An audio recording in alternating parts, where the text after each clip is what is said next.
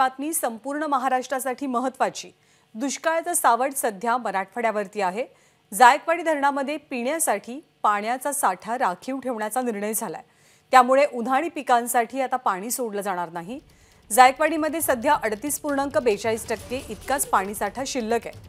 छत्रपती संभाजीनगर, जालना, अहमदनगर औद्योगिक वसाहतींना या धरणामधनं पाणी पुरवठा केला जातो। त्यामुळे उन्हाळी पिकांना पाणी न सोडता पिण्यासाठी पाणी राखीव ठेवण्याचा निर्णय घेतला जातोय। कृष्णा केंडे आपल्या सोबत आहेत। कृष्णा, पाणी साठ्याची नेमकी स्थिती काय आहे आणि याचा परिणाम आगामी काळात कसा कुठे जाणवण्याची शक्यता आहे?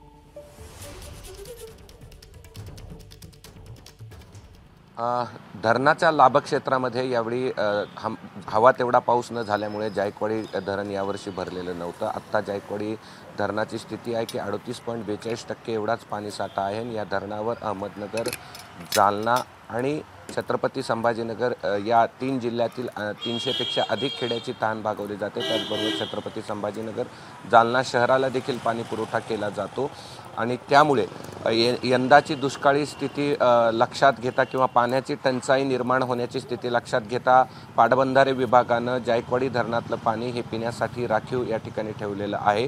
खरं तर 4 आवर्तनं शेतीसाठी उन्हाळी पिकासाठी दिली जातात, मात्र ती न देण्याचा निर्णय घेतलाय कारण की अजून उन्हाळ्याची जर सुरुवात नाही, अजून चाहूलच आहे। मात्र आत्ताच जरी धरणाची ही स्थिती असेल तर पुढे उन्हाळ्यात पाणी टंचाईची निर्माण होऊ शकते आणि त्यामुळे हा निर्णय घेतलाय। आता यापुढे यावर्षी तरी उन्हाळी पिकासाठी जायकवाडी धरणातून आवर्तनं सोडली जाणार नाहीये। ज्ञानदा, धन्यवाद कृष्णा या माहितीबद्दल।